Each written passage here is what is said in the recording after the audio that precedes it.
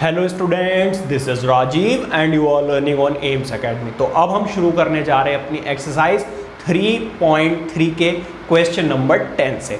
जिन्होंने अभी तक वीडियो नहीं देखी तो उनको मैं बता दूं, सारे के सारे सैम्पल क्वेश्चंस और question number 1 to 9 already uploaded है। ये उसका सेकेंड पार्ट है जहां पे हम क्वेश्चन करेंगे 10 से और फिर आगे के क्वेश्चंस देखेंगे। तो पहले एक बार बात कर लेते हैं क्वेश्चन नंबर 10 की। रीड कीजिए।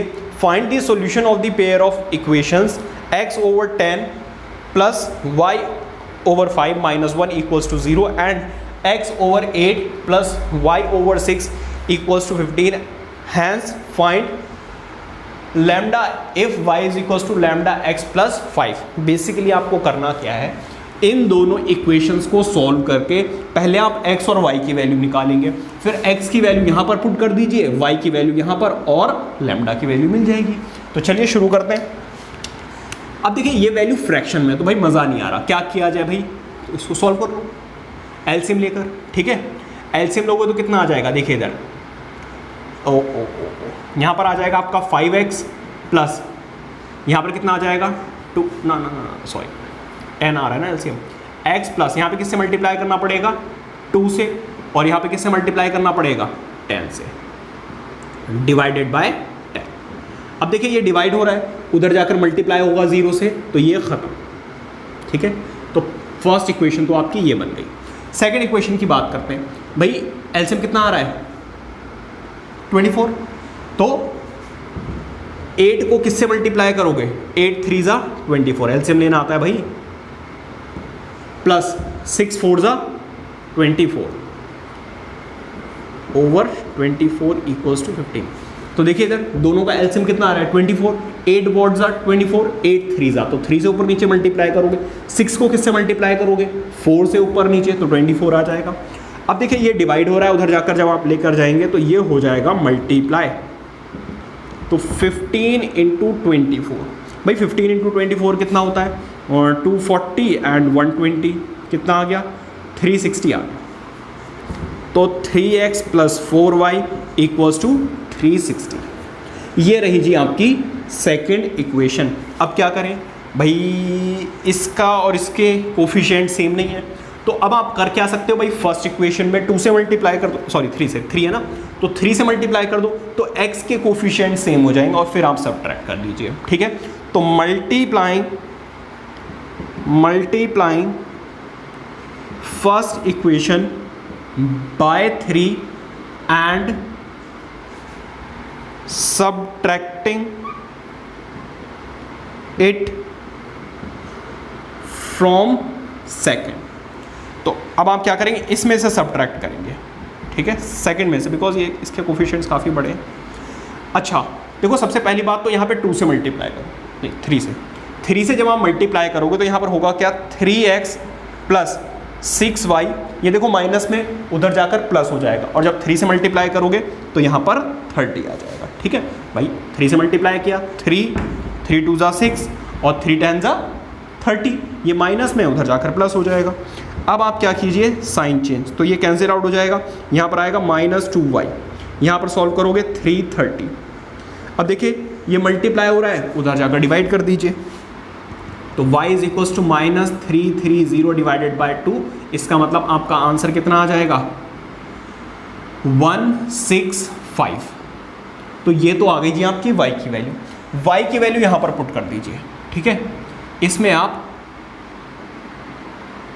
पुट कर लीजिए, ये रही फर्स्ट इक्वेशन आपकी। ठीक है, ये माइनस में था, उधर जाकर प्लस, y की वैल्यू यहाँ पर पुट कीजिए, x plus 2 into y 165 equals to 10, multiply कीजिए, x minus 10 carry 1 12 13 carry 1 3 equals to 10। ये माइनस में है, उधर जाकर प्लस हो जाएगा, तो आ जाएगा 340। अब देखिए इधर ज़रा, ये आपको नज़र आ रहा है, put in y is equals to lambda x plus 5। तो y की वैल्यू ज़रा देखिए, y की वैल्यू कितनी है -165 इक्वल्स टू लैम्डा x की वैल्यू कितनी है 340, और प्लस में क्या है 5। ये देखिए ये प्लस में है, इधर जाकर क्या हो जाएगा -165 -5 इज इक्वल्स टू 34 लैम्डा। अब इसको देखेंगे तो 170 और ये मल्टीप्लाई हो रहा है, इधर जाकर डिवाइड होगा, तो लैम्डा की जो वैल्यू आई है वो -1/2।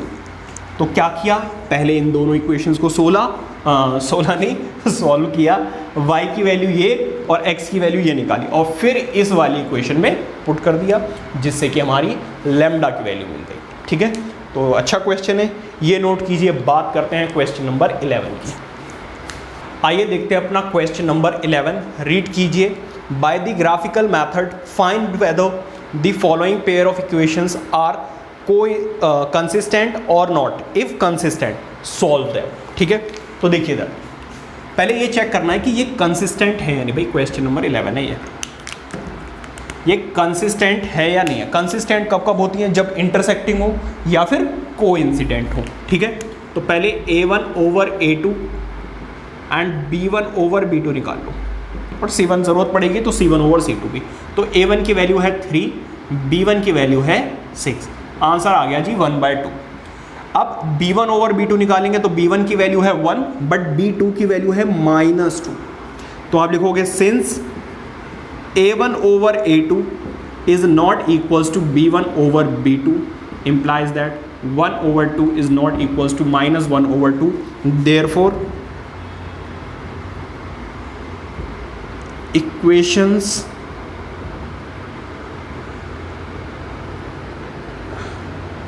equations have unique solution or lines are consistent. Lines are consistent. Is that clear?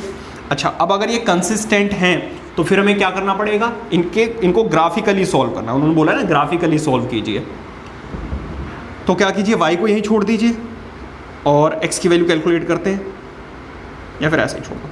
आप क्या कीजिए, यहाँ पे बॉक्स बना लीजिए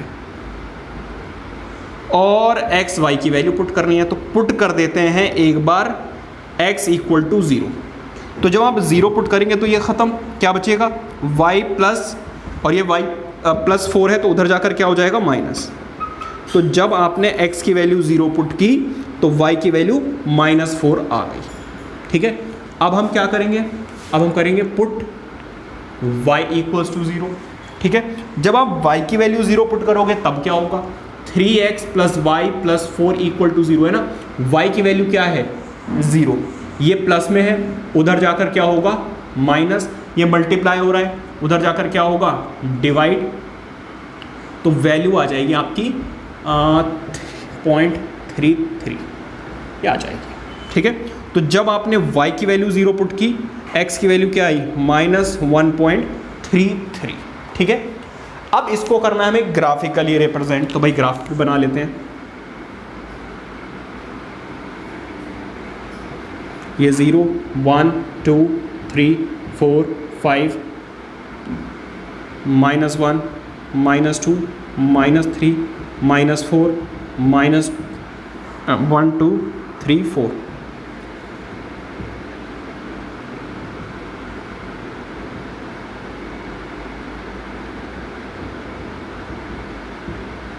ये आ गया। ठीक है, अब आप क्या कीजिए, अच्छा सेकंड इक्वेशन भी तो सॉल्व करनी है भाई, सेकंड इक्वेशन भी तो सॉल्व करनी है। अच्छा यहाँ पर ये भी सॉल्व कर लो, सेकंड बॉक्स बना लेते हैं भाई।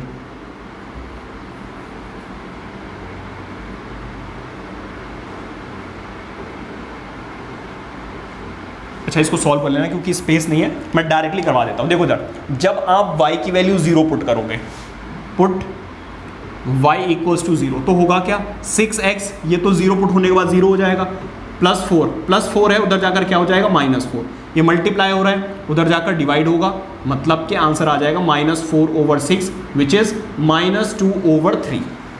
ठीक है, और 2/3 को करोगे तो -0.67 ये आ जाएगा।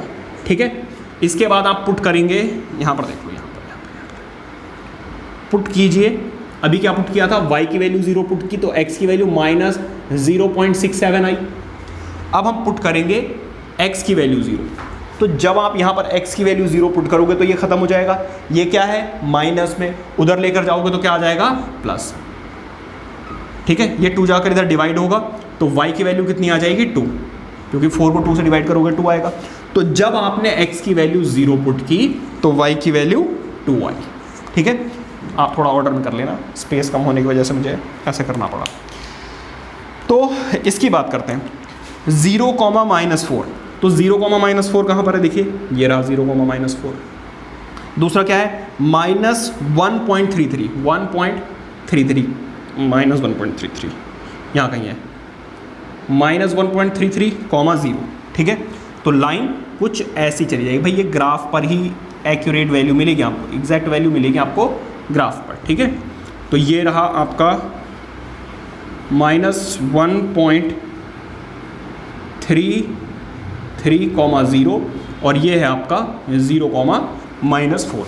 और इक्वेशन क्या है भाई आपकी, ये है 3x + y + 4 = 0, ठीक है। अब यहाँ पर आते हैं, x की वैल्यू देखो ज़रा,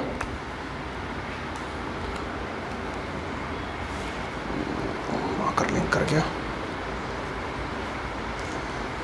अब इसकी बात करते हैं, देखो पहला क्या है -0.67, यहाँ कहीं है, और दूसरा क्या है 0,2, ये रहा। तो दूसरी जो लाइन जाएगी वो कुछ ऐसी जाएगी, समझ गए। तो ये है आपकी इक्वेशन सेकंड, मतलब 6x - 2y + 4 = 0। ये क्या है, ये है आपका -0,67,0, और ये क्या है 0,2, ठीक है। तो ये देखो जो लाइंस है वो क्या है, इंटरसेक्टिंग लाइंस है, या फिर यूनिक सॉल्यूशन है, या फिर आपकी लाइंस क्या है कंसिस्टेंट। समझ में आ गई बात या नहीं। तो ये है आपका पूरा मेथड जिस तरीके से आपको करना है, ठीक है। इसी तरीके से बाकी भी होंगे। ये इंटरसेक्टिंग आ गई, नेक्स्ट हो सकता है लाइन ओवरलैप कर जाए, मेथड बिल्कुल सेम यही रहेगा। एक और पार्ट में करवा देता हूँ, थर्ड पार्ट आप खुद करेंगे। आइए देखते हैं इसका सेकंड पार्ट। इक्वेशंस आपके सामने लिखी हुई हैं, चेक कैसे करेंगे। सबसे पहले आप a1/a2 एंड b1/b2 c1/c2 निकालेंगे और चेक करेंगे whether lines are intersecting, parallel और कोइंसिडेंट। तो यहाँ पर देखिए a1 की वैल्यू कितनी है 1 और a2 की वैल्यू 3। यहाँ पर देखिए b1 की वैल्यू -2, b2 की वैल्यू -6, कैंसिल आउट होकर आंसर कितना आ गया 1/3। यहाँ पर क्या है 6/0 विच इज नॉट डिफाइंड। तो भाई ऑब्वियसली ये इसके इक्वल नहीं है, तो a1/a2 is equal to b1/b2 but not equals to c1/c2। therefore pair of equation has no solution or lines are inconsistent। इस तरीके से आपको लिख भी देना है, ठीक है। तो ये है आपका सेकंड पार्ट। थर्ड पार्ट आप खुद से करेंगे, बिल्कुल ऐसे ही करना है जैसे फर्स्ट पार्ट कराया, वहां पे लाइंस ओवरलैप कर रही हैं, ठीक है। ये नोट करो। बात करते हैं क्वेश्चन नंबर 12 की। आइए बात करते हैं क्वेश्चन नंबर 12 की। Draw the graph of the pair of equations 2x + y = 4 and 2x - y = 4. Write the vertices of the triangle formed by these lines and the y-axis. Also find the area of this triangle. तो graph आपके लिए मैंने already बनाना है। तो basically करना क्या है, हमें इनका ग्राफ बनाना है, ठीक है। और जो ट्राइंगल फॉर्म होगा वाई एक्सिस के साथ, उसका एरिया फाइंड आउट करना है। तो पहले टेकिंग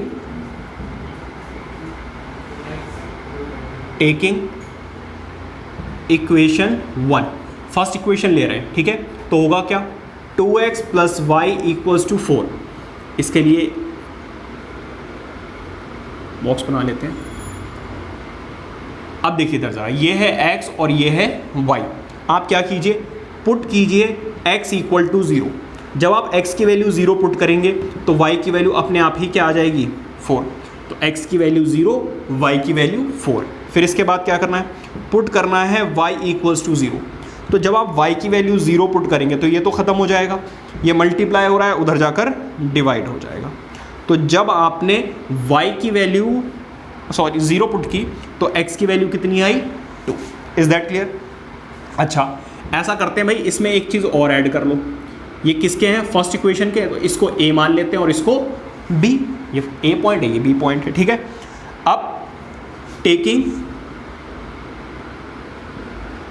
इक्वेशन 2, सेकेंड इक्वेशन ले रहे हैं, ठीक है। यहां पर क्या है? 2x minus Y equals to 4। इसके लिए भी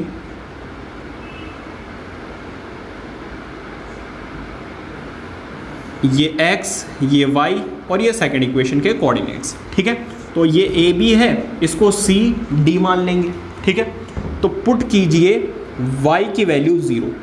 जब आप y की वैल्यू 0 पुट करेंगे तो ये तो खत्म हो जाएगा, क्या बचेगा? 2x equals to 4। ये मल्टीप्लाई हो रहा है, उधर जाकर डिवाइड होगा, तो x की वैल्यू कितनी आ जाएगी? 2। कब? जब आपने y की वैल्यू पुट की 0। इसके बाद आप क्या कीजिए? पुट कीजिए x इक्वल टू 0। तो जब आप x की वैल्यू 0 पुट करेंगे तो ये ख़त्म हो जाएगा और ये माइनस उधर शिफ्ट हो जाएगा, तो y की वैल्यू कितनी आ जाएगी? -4। तो x की वैल्यू आपने 0 पुट की और y की वैल्यू क्या आ गई? -4। अब आप इसको प्लॉट कीजिए। फर्स्ट देखते हैं भाई 0,4, तो 0,4 मिलेगा आपको यहाँ पर, ठीक है। नेक्स्ट क्या है? 2,0 मतलब यहाँ पर। तो लाइन कुछ ऐसे चली जाएगी।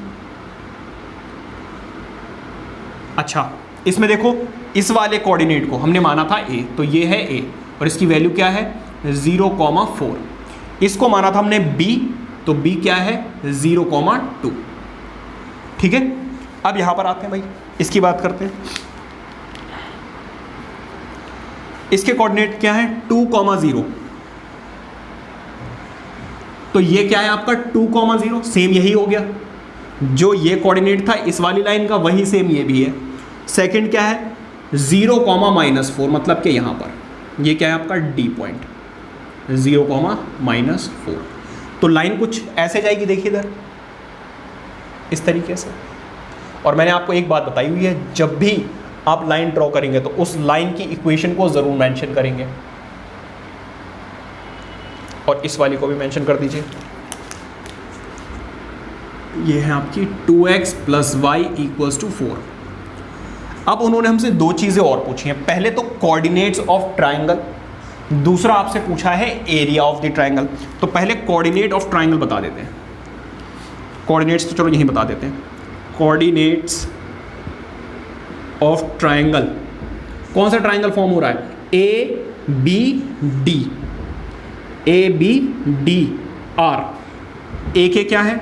देखिए ए के हैं 0,4, बी के क्या है 0,2 और सी के क्या है, सॉरी डी के क्या है 0,-4।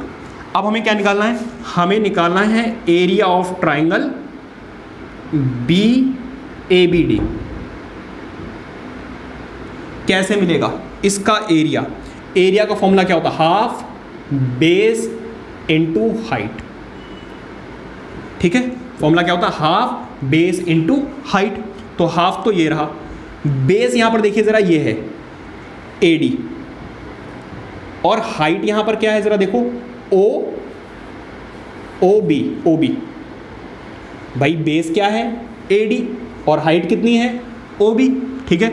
तो हाफ बेस क्या है जरा यहां पे काउंट करो, देखो कितने यूनिट्स है, यहां से काउंट करो 1 2 3 4 5 6 7 8। तो बेस तो हो गया 8 यूनिट्स, और इसकी हाइट कितनी है देख सकते हो आप, 2 यूनिट्स। तो 2 से 2 कैंसिल आउट, तो area of triangle A B D कितना आ गया? 8 स्क्वायर यूनिट्स। तो इस तरीके से आपको इस क्वेश्चन को करना था, ठीक है। तो इस टाइप के क्वेश्चन कई बार आपके एग्जाम में आ जाते हैं। आई होप कि समझ में आ गया होगा, ये नोट कीजिए। देखते हैं अपना नेक्स्ट क्वेश्चन। आइए बात करते हैं क्वेश्चन नंबर 13 की। Right an equation of a line passing through the point representing solution of the pair of equation linear equations x plus y equals to 2 and 2x minus y equals to 1. How many such lines can we find? तो कहने का मतलब क्या है भाई, आप एक solution निकालिए, ठीक है। सपोज अगर आप इसको ग्राफ पे पुट करेंगे तो ये कहीं ना कहीं से इंटरसेक्ट करके जाएंगे, आप चेक कर लेना, इंटरसेक्ट करके जाएंगे तो कोई एक सॉल्यूशन मिलेगा। मान लीजिए अभी मुझे नहीं पता, सपोज 3/4 मिल जाता है, तो वो आपसे कह रहे हैं ऐसी और कितनी इक्वेशंस या कितनी लाइंस हो सकती हैं जो इसी सेम पॉइंट से पास होकर जा सकती हैं। तो कैसी कितनी होंगी, इनफाइनाइट, ठीक है, क्योंकि बहुत सारी हो सकती हैं। बट उन्होंने कहा है कि फाइंड आउट भी कीजिए। कितनी इक्वेशंस फाइंड आउट करने के लिए बोलिए, एक इक्वेशन फाइंड आउट करने के लिए बोलिए। तो पहले तो आप इसका सॉल्यूशन निकाल लीजिए। कैसे निकालोगे भाई, दोनों को ऐड कर दो। ऐड करोगे तो यहाँ पे आ जाएगा 3x और इनको ऐड करोगे आंसर आ रहा है 3। तो x की वैल्यू कितनी आ गई, 1। अब x की वैल्यू यहाँ पर 1 पुट कर दीजिए, पुट x इक्वल टू 1। तो क्या होगा, x plus y equals to 2। जब आप यहाँ पे 1 पुट करेंगे तो ये प्लस में है, उधर जाकर माइनस हो जाएगा, तो y की वैल्यू भी कितनी आ जाएगी, 1। तो बेटा solution of these equations is 1,1। तो अब आप ऐसी कितनी इक्वेशंस बना सकते हैं जिसका सॉल्यूशन क्या हो, 1,1 हो। तो सपोज फर्स्ट इक्वेशन मान लीजिए, मैं करता हूं 8 - 5 ले लेता हूं, मान लीजिए आंसर आया 3। तो अगर मैं x की वैल्यू यहां पर 1 पुट करूं और y की वैल्यू 1 पुट करूं और आंसर क्या आ जाए, 3 के इक्वल, ऐसी इक्वेशन बना दो जहां पे x की वैल्यू 1 पुट कर दूं और y की वैल्यू 1 पुट कर दूं तो आंसर क्या आ जाए, 3। क्यों, क्योंकि 8 - 5 भी तो 3 होता है। तो बेसिकली आप क्या कीजिए, यहां पर x लिख दीजिए और यहां पर y, क्योंकि जब आप x की वैल्यू 1 और y की वैल्यू 1 पुट करोगे तो आंसर क्या आएगा, 3। इसका मतलब ये वाली इक्वेशन भी क्या करेगी, इससे पास होकर जाएगी। तो ऐसी कितनी इक्वेशन होती है, अरे जो मन करे वो लिख लो यार। मान लीजिए 5 - 3 लिख दिया, तो यहाँ पर 1 पुट करोगे और यहाँ पर 1 पुट करोगे तो आंसर कितना आना चाहिए, 2। तो सिंपली क्या कीजिए, यहाँ पर x और यहाँ पर y। अब आप 1 पुट करोगे आंसर क्या आएगा, 2। इतना सिंपल है। तो 1 की जगह 2 बता दी, ठीक है। अच्छा ऐसी कितनी हो सकती है, there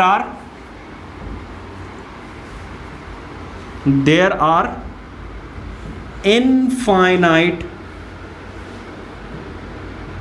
such lines, such equations या linear equations are possible, ठीक है।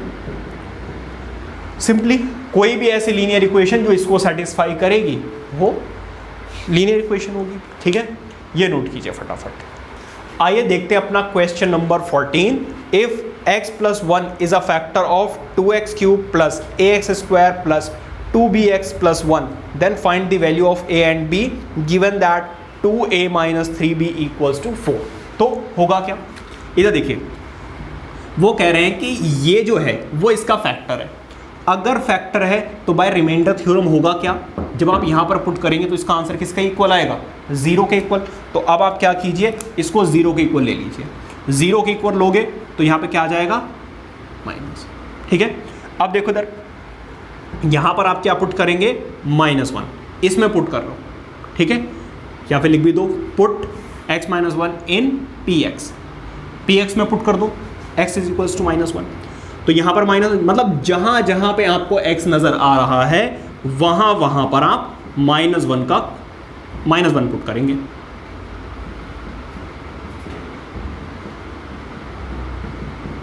ठीक है। अब इसको सॉल्व कर लीजिए। अच्छा इसकी वैल्यू किसके इक्वल आएगी, 0 के इक्वल। कैसे, फैक्टर थ्योरम। क्या भाई, फैक्टर थ्योरम यही तो कहती है कि अगर फैक्टर है तो इसको पुट करने के बाद रिमाइंडर क्या आएगा, 0। कभी भी कोई भी नंबर किसी का फैक्टर होता है, जैसे कि मैं बोलूँ कि 3 जो है वो 6 का फैक्टर है, तो जब आप इसको सॉल्व करोगे तो रिमाइंडर हमेशा क्या आएगा, 0। अगर रिमाइंडर 0 नहीं है तो उसका फैक्टर ही नहीं होगा, ठीक है। तो अब देखो इधर ज़रा, इसको छोड़ सकते हो अब आप। देखो किसी भी नेगेटिव टर्म का जब क्यूब होता है तो आंसर नेगेटिव आता है, किसी भी नेगेटिव टर्म का जब स्क्वायर होता है तो आंसर पॉजिटिव आता है। यहाँ पर -2b + 1 = 0। अब देखो a -2b फिर -1, ये -1 है, उधर लेकर जाओगे तो +1 हो जाएगा। कैसे +1 आया, देखो इसको और इसको सॉल्व करो, ये 1 है और ये -2 है, तो क्या बचेगा, -1 को उधर लेकर जाओगे तो ये आ जाएगा। ये रही हमारी सेकेंड इक्वेशन। क्यों? क्योंकि ये थी हमारी फर्स्ट इक्वेशन, ये तो दिया हुआ था ना, ठीक है। तो अब हम क्या करेंगे, इनको सॉल्व करेंगे। कैसे सॉल्व करोगे भाई, देख लो, डायरेक्टली पुट भी कर सकते हो यहाँ पर 2a minus 3b equals to 4। ये ले लीजिए फर्स्ट इक्वेशन और इसको ले लीजिए सेकेंड इक्वेशन, या फिर इसको first.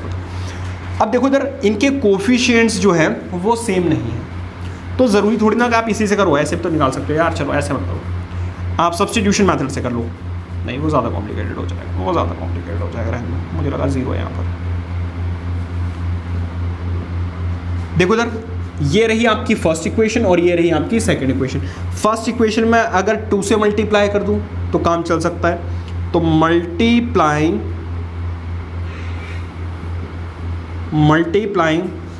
First equation by 3 and subtracting it from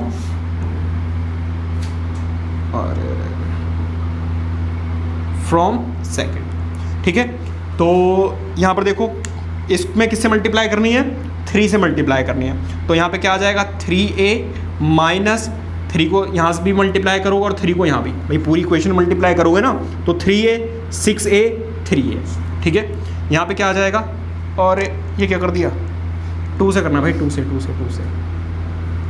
a का कोफिशिएंट सेम करना है ना, तो 2 से करोगे। सॉरी 2 4 2, ठीक है। यहाँ पे क्या आ जाएगा, 2a minus 3b equals to 4। अब आप क्या कीजिए, साइन चेंज कर लीजिए। भाई कट तो नहीं ना नीचे का, देख लो ज़रा एक बार, कटेगा तो नहीं लिखने पर, नहीं कटेगा, नहीं कटेगा है, ठीक है। तो देखो ये तो हो गया कैंसिल आउट। अब ये नेगेटिव और ये पॉजिटिव, आंसर क्या बचेगा, -b। और यहाँ पे कितना आ जाएगा, माइनस का 2, माइनस से माइनस कैंसिल आउट। b की वैल्यू कितनी आ गई भाई, b की वैल्यू आ गई है 2, ठीक है। इधर देख लो, b की वैल्यू 2 आ गई। तो अब आप क्या कीजिए, इस b की वैल्यू को यहाँ पर पुट कर दीजिए। तो a minus 2b equals to 1, b की वैल्यू पुट कीजिए। तो a माइनस 2b, b की वैल्यू कितनी है, 2 इक्वल्स टू 1, ये 4 है, उधर लेकर जाओगे तो 5। तो a की वैल्यू है 2 और b की वैल्यू है 5, ठीक है। तो इस तरीके से आपको ये वाला क्वेश्चन करना था। नोट कीजिए, देखते हैं नेक्स्ट क्वेश्चन। आइए बात करते हैं क्वेश्चन नंबर 15 की। The angles of a triangle are x, y and 40। The difference between the two angles x and y is 30। Find x and y। तो देखिए थे, अगर कोई भी एक ट्राइंगल है तो उसके कितने एंगल्स होते हैं, 3 एंगल्स होते हैं। तो वो कह रहे हैं फर्स्ट एंगल है x, सेकंड एंगल है y और ये होगा 40 है ना, हाँ। अब आप मुझे ये बताइए, इन 3 एंगल्स का जब हम सम करते हैं तो एंगल सम प्रॉपर्टी से x प्लस वाई प्लस 40, इन 3 एंगल्स का सम कितना आता है, 180। रीजन क्या है भाई, एंगल सम प्रॉपर्टी, ठीक है। ये क्या है, प्लस में, तो उधर जाकर क्या हो जाएगा, माइनस। तो 180 माइनस दिस इज 140। ये रही हमारी सेकेंड इक्वेशन। भाई इन दोनों को ऐड कर दो, adding first and second equation.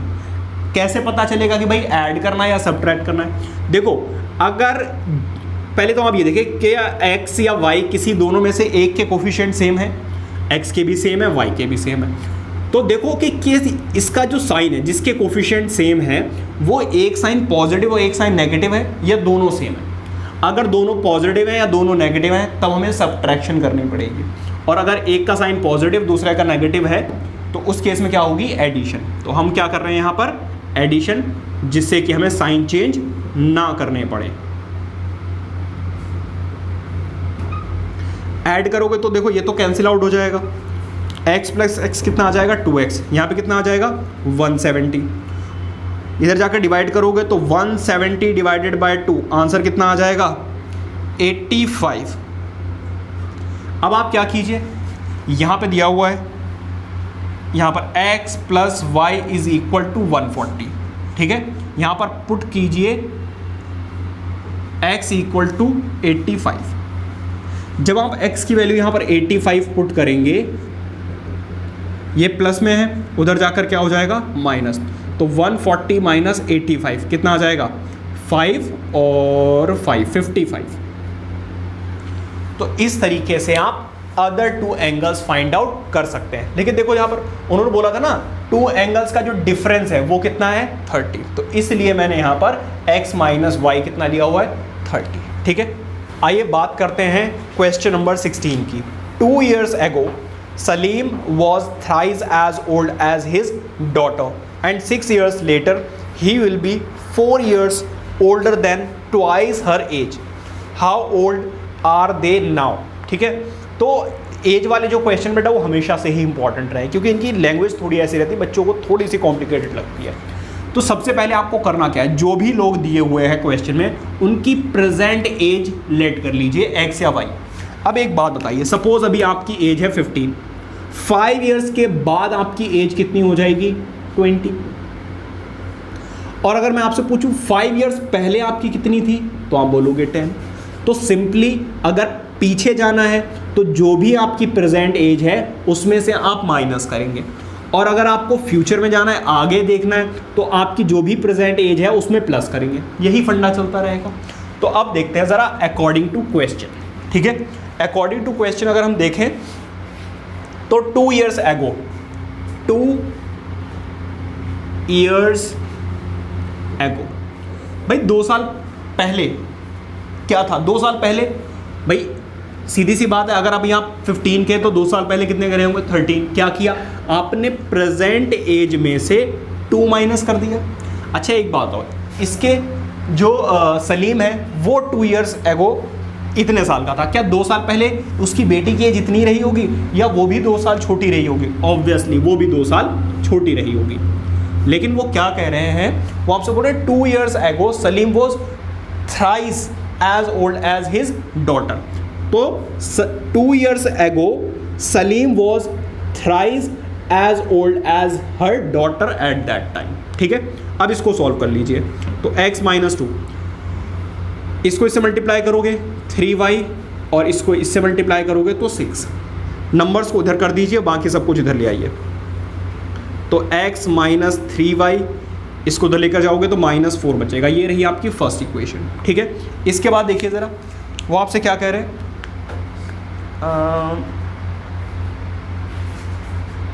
6 years later, 6 years later, भाई 6 साल के बाद क्या होगा? ऑब्वियसली इसके जो सलीम है उसकी एज 6 साल बढ़ जाएगी, मतलब x प्लस 6।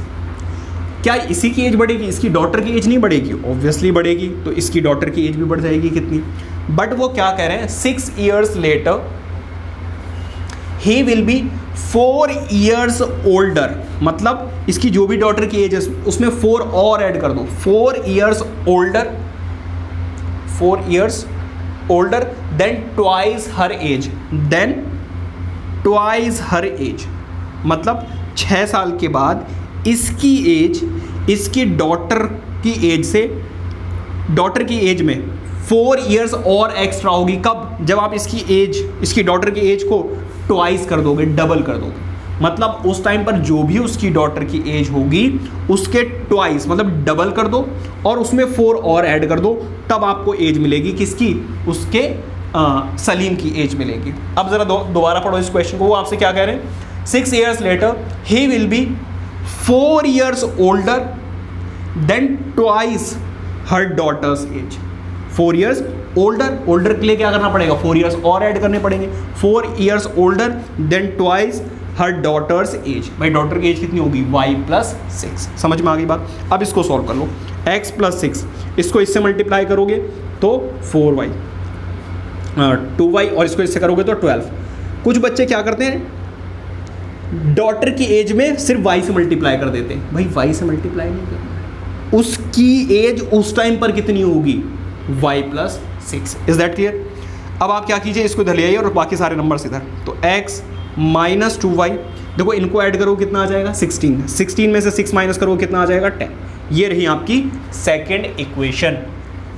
ठीक है, अब क्या कीजिए, subtracting first equation from second. तो सेकेंड इक्वेशन में फर्स्ट इक्वेशन को सब्ट्रैक्ट कर रहे हैं, तो क्या होगा? सेकेंड इक्वेशन है x minus 2y equals to 10। First equation क्या है आपकी? x minus 3y equals to -4। Sign क्या करने पड़ेंगे? चेंज, क्योंकि सब्ट्रैक्ट कर रहे हो तो ये कैंसिल आउट हो जाएंगे। इन दोनों को देखो y और इसको देखो कितना आ जाएगा? माइनस, अच्छा प्लस हो जाएगा। देखो ये माइनस का था ना, प्लस हो जाएगा। 10 + 4 = 40। इसका मतलब डॉटर की तो प्रेजेंट एज कितनी है? 40। ठीक है, अब आप क्या कीजिए, इस y को यहां पर पुट कर लीजिए। यहां पर पुट करोगे आपको किसकी एज मिल जाएगी? इसके फादर की। तो put y = 14 in first equation. तो फर्स्ट इक्वेशन क्या है? x minus 3y equals to -4। y की वैल्यू कितनी है? देखो इधर 14। अच्छा, इसको मल्टीप्लाई करो कितना आ जाएगा? 4 3 = 12 और 3 1 = 3 4 42। ये माइनस में है, उधर लेकर जाओगे तो प्लस हो जाएगा। कितना आ जाएगा? 42 - 4 कितना आ जाएगा? 38। तो यहाँ पर स्टेटमेंट में लिख देना नीचे, Salim's present age is 38 years and her daughter's present age is 14 years. क्योंकि यहाँ पर स्पेस नहीं है तो इसलिए मैंने आपको बता दिया। ठीक है, क्या लिखोगे? Salim's present age is 38 years and his daughter's present age is 14 years. ठीक है, एक इंपॉर्टेंट क्वेश्चन है, mark this question as an important one. देखते हैं अपना क्वेश्चन नंबर 17। आइए देखते हैं एक और अच्छा question, and that is question number 17। The age of the father is twice the sum of the ages of 2 children. ठीक है, अच्छा नेक्स्ट है, after 20 years his age will be equal to the sum of the ages of his children. Find the age of the father. ठीक है, तो सबसे पहले तो वो क्या कह रहे हैं भाई, the age of father is twice the sum of the ages. तो पहली तो यही हो गई क्वेश्चन। मैंने क्या किया है? मैंने लेट किया है फादर्स प्रेजेंट एज भी x years and sum of 2 children मैंने साथ में ले लिया, कितना? y years. पहला केस क्या है? वो कह रहे हैं father's present is twice the sum of the ages of 2 children. तो ये हो गई इसकी फर्स्ट इक्वेशन। सेकेंड इक्वेशन में वो आपसे क्या कह रहे हैं? After 20 years, after 20 years, 20 years के बाद क्या होगा भाई? ऑब्वियसली इसकी एज भी 20 ईयर्स बढ़ जाएगी और इसकी एज भी, बच्चों की एज में भी 20 ईयर्स ऐड हो जाएंगे। 20 ऐड होंगे या 40 ऐड होंगे? रुक जाओ, after age will be sum of the ages after 20 years his age will be equal to sum of the ages of 2 children। अच्छा ठीक है, देखो 2 चिल्ड्रन है तो 20 पहले वाले की इंक्रीज होगी, 20 ही दूसरे वाले की इंक्रीज हो जाएगी। तो प्रेजेंट एज में आपको बेसिकली कितना ऐड करना पड़ेगा? 40। समझ में आ गई बात है नहीं? अब देखो इधर, यहाँ से क्या करोगे तो x इक्वल्स टू y, ये इधर लेकर आ जाओ तो 40 - 20। ठीक है, अब देखो इधर x = y + 20 आ गया। अब आप क्या करो, इस x की वैल्यू यहाँ पर पुट कर दीजिए। x की वैल्यू है कितनी? 2y। ठीक है, तो 2y = y + 20।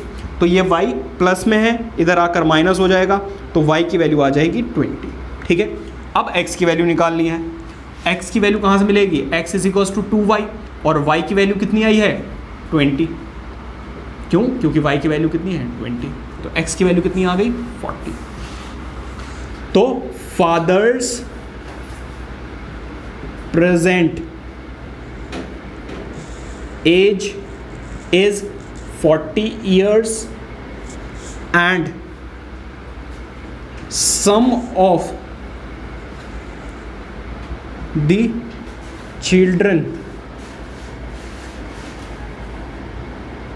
children's present age is 20 years।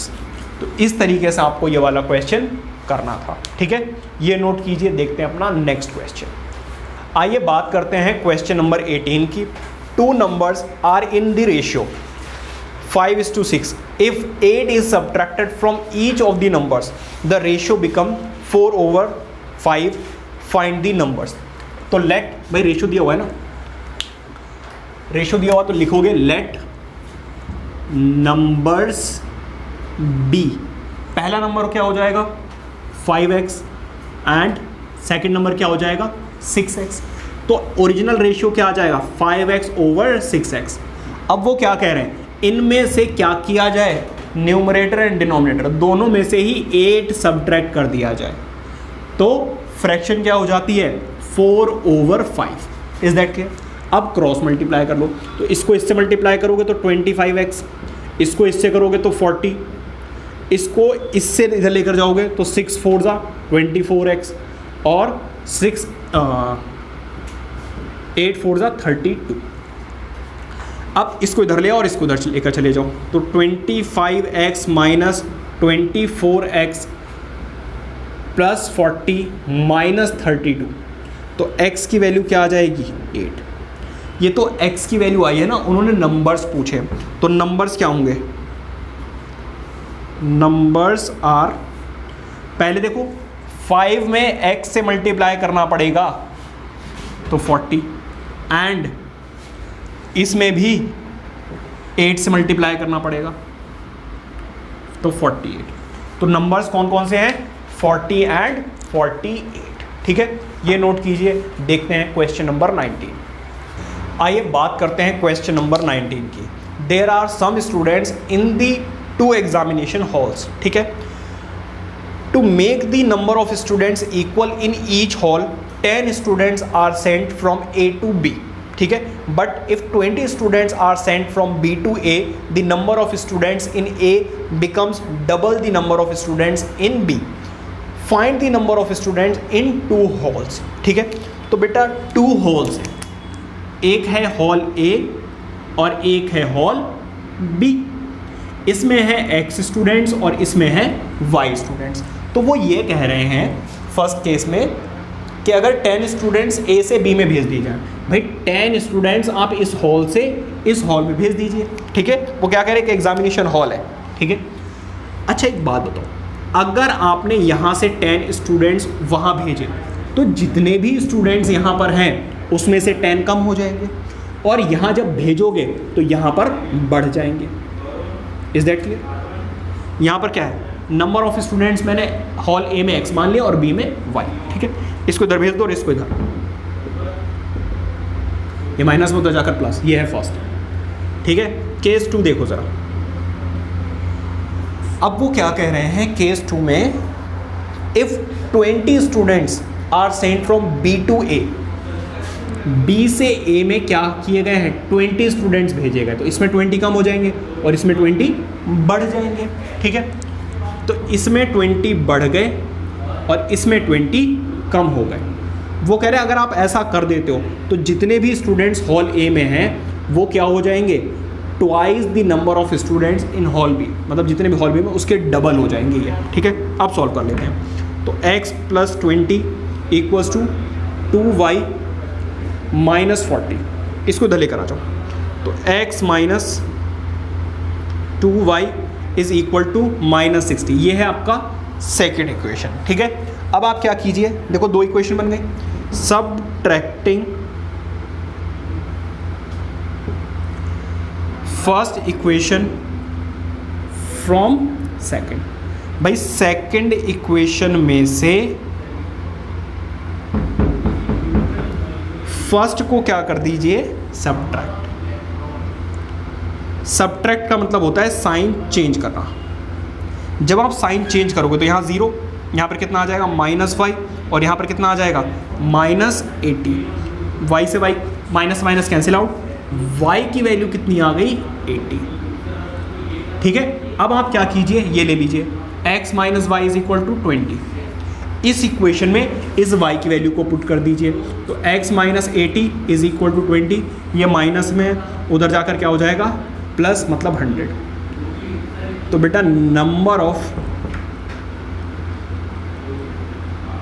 Students in hall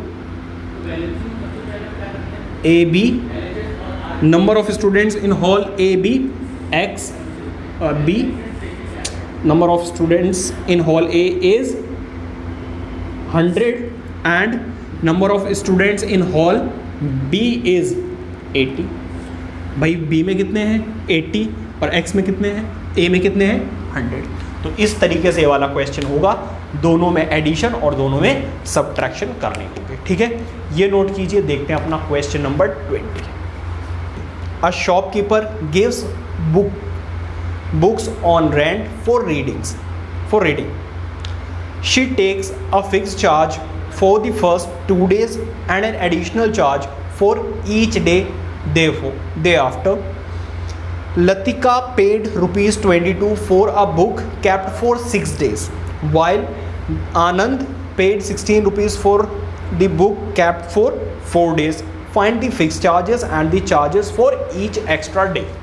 भाई देखो 2 डेज़ के तो उसने चार्ज मैंने लेट कर लिया है, फिक्स्ड चार्ज लेट कर लिया है 2 डेज़ के x रुपीज़ और additional charge for each day कितना हो जाएगा y रुपीज़. ठीक है, तो एक बात बताओ, सपोज आप एक ऑटो में जा रहे हो, ठीक है, तो उसमें 25 रुपीज़ वो फिक्स लेता है और एवरी किलोमीटर के वो 9 रुपीज़ एडिशनल लेता है.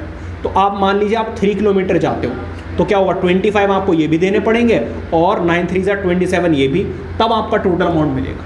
मतलब अगर फिक्स्ड चार्ज में नंबर ऑफ किलोमीटर से मल्टीप्लाई कर दें हम किससे 9 से, तो हमें टोटल अमाउंट मिल जाता है. यही सेम केस यहाँ पर बन रहा है. फिक्स्ड चार्ज है x rupees plus number of days वो कितने बोल रहे हैं 6 डेज. लेकिन एक बात बताओ, 6 डेज के लिए तो आप रख रहे हो बट 2 डेज के तो आपने पहले ही दे दिए, तो इसमें से 2 और माइनस करना पड़ेगा. तो 4 डेज के लिए आपको कितने रुपए देने पड़ेंगे y के अकॉर्डिंग. ठीक है, कि फिक्स चार्ज हर दिन के कितने हैं. लेकिन वो क्या कह रहे हैं 6 डेज के लिए उसने कितने रुपए दिए हैं 22 रुपीज़. तो इसको सॉल्व कीजिए. x plus 4y equals to 22, ये रही हमारी फर्स्ट. सेकेंड केस में वो क्या कह रहे हैं कि उसने 4 डेज़ के लिए बुक रखी, तो भाई 4 डेज़ में से 2 डेज़ के तो आपने पहले ही पे कर दिए, तो 2 डेज़ माइनस करने पड़ेंगे. इसमें कितना आ जाएगा 16. हाँ जी, तो x plus 2y equals to 16. ठीक है, तो यहाँ पर 22 रुपीज़ और यहाँ पर 16 रुपीज़ है. अब आप देखिए ज़रा, दोनों को अगर मैं सब्ट्रैक्ट कर दूँ तो 1 में से सब्ट्रैक्ट कर दीजिए किसको, सेकंड. अगर आप सब्ट्रैक्ट करेंगे तो x plus 4y equals to 22, x plus 2y equals to 16. Subtract कर दीजिए, ये कैंसिल आउट, यहाँ पर कितना आ जाएगा 2y, यहाँ पर कितना आ जाएगा 6. ये मल्टीप्लाई हो रहा है, उधर जाकर क्या हो जाएगा डिवाइड. तो y की वैल्यू आ जाएगी कितनी 3. ठीक है, y की वैल्यू 3 आ गई. पुट y इक्वल्स टू 3 इन, कौन सी इक्वेशन ज़्यादा इजी है, ये वाली ज़्यादा इजी है, इन सेकेंड इक्वेशन. तो सेकेंड इक्वेशन क्या है हमारी, x plus 2y equals to 16. x देखो y की वैल्यू कितनी है, y की वैल्यू है 3, तो 3 2 6, 6 उधर जाएगा तो कितना आ जाएगा 10. तो fixed charge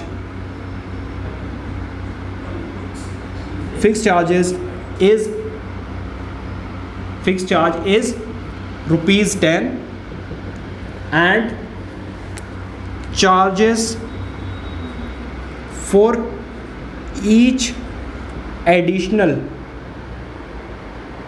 day is rupees कितना 3.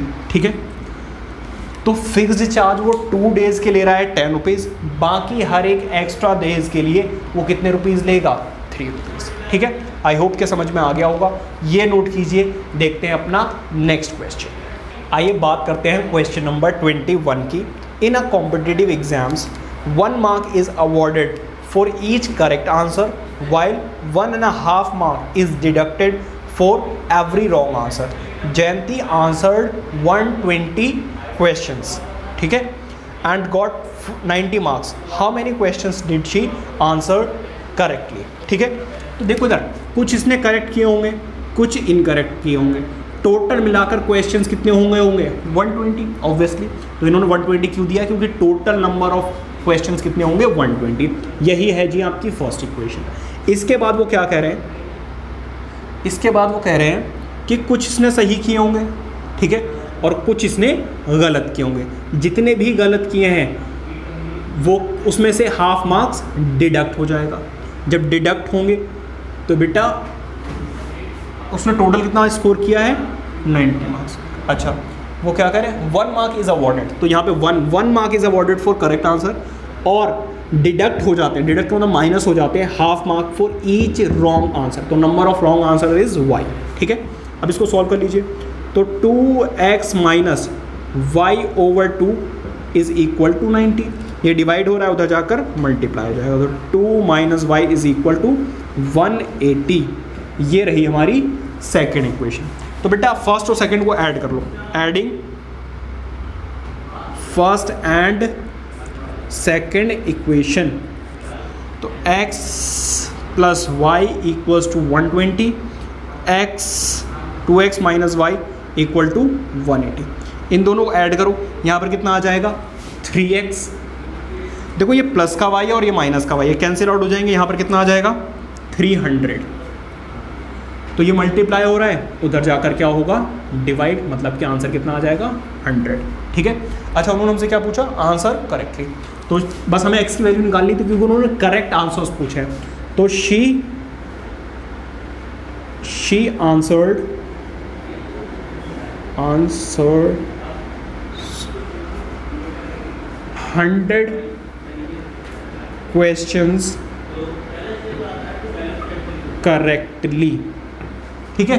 इस तरीके से आपको बता देना है, ये नोट कीजिए। देखते हैं अपना last question of this exercise, please note it down.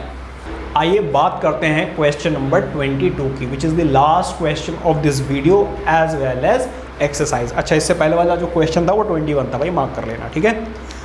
आइए रीड करते हैं। The angles of a cyclic quadrilateral A B C D are, angle A is equals to 6x plus 10, b is equals to 5x, c is equals to x plus y and d is equals to y plus 10, ठीक है। तो एक रफली quadrilateral बना भी लेते हैं, ठीक है। मान लीजिए ये है a, ये है b, ये है c और ये है d। एंगल a उन्होंने हमें कितना दिया हुआ है 6x प्लस 10, एंगल b हमें कितना दिया हुआ है 5x, एंगल c कितना दिया हुआ है x plus y, angle d कितना दिया हुआ है 3y माइनस 10, ठीक है। अब हमें यह पता है कि sum of opposite angles of a cyclic quadrilateral is 180। Opposite angles का सम कितना होता है, opposite angles of a cyclic quadrilateral, ठीक है। तो एंगल ए कितना है भाई, एंगल ए है 6x प्लस 10, सी कितना है x plus y equals to 180।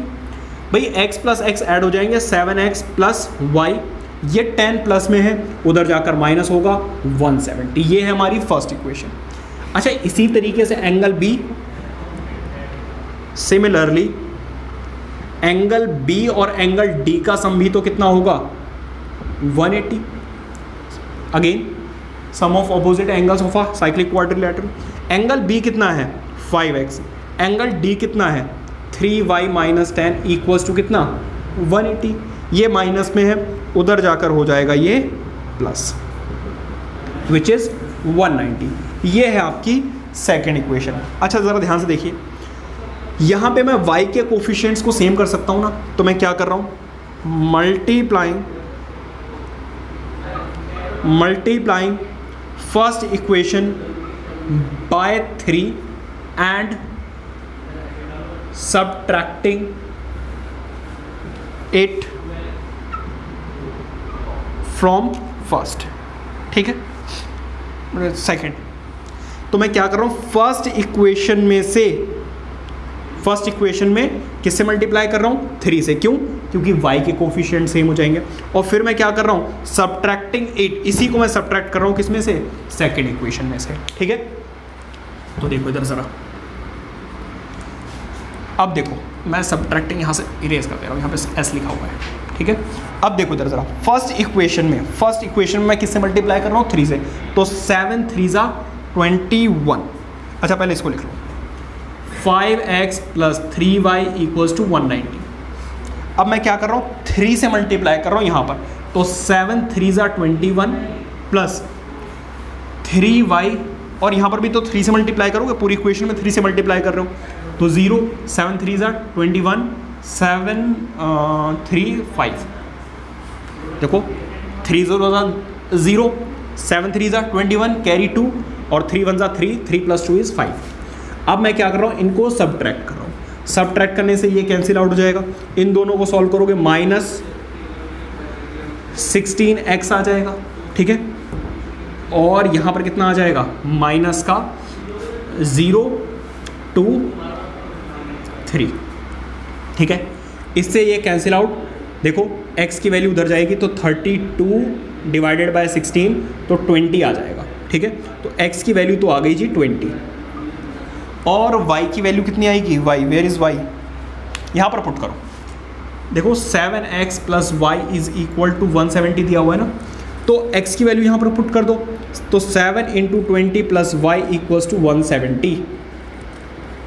अब देखो इधर 140, ये प्लस में उधर जाकर माइनस, तो y = 170 - 140, तो y की वैल्यू कितनी आ गई, 30। क्लियर हो गई बात। तो x की वैल्यू है 20, y की वैल्यू है 30। हमसे पूछा क्या है, अच्छा x और y की वैल्यू तो बता दी है, एंगल्स की वैल्यू भी बतानी है। तो एंगल A कितना है, देखो इधर 6x + 10, ठीक है। तो सॉल्व कर लेते हैं भाई, एंगल A = 6 × x, x की वैल्यू कितनी आई है 20 + 10, तो ये 120 + this 130, तो एंगल A तो आ गया 130, ठीक है। एंगल B की अगर हम बात करें, एंगल B दिया हुआ है हमें 5x, तो 5 × x, x की वैल्यू कितनी है 20, आंसर कितना आ गया 100। इसी तरीके से एंगल C और एंगल D आप निकालोगे कैसे, एंगल C कितना, देखो इधर x + y, x की वैल्यू है 20 और y की वैल्यू है 30, मतलब आंसर आ जाएगा 50। यहाँ पर देखो D की वैल्यू क्या है 3y - 10, तो 3 × y, y की वैल्यू कितनी है 30 - 10, तो देखो 90 - this is 80, तो एंगल D कितना आ गया 80। तो इस तरीके से आपको ये वाला क्वेश्चन कर रहा है, ठीक है। तो आई होप कि अगर आपने ध्यान से पढ़ा है तो सब कुछ अच्छे से समझ में आ गया होगा, और अगर समझ में आया तो वीडियो को लाइक करके चैनल को सब्सक्राइब ज़रूर कर लेना, बेल आइकन को ज़रूर ऑन रखिए, ताकि जैसे ही मैं आपके लिए नेक्स्ट वीडियो अपलोड करूँ आपके पास नोटिफिकेशन सबसे पहले आ जाएगी। मिलते हैं नेक्स्ट वीडियो में।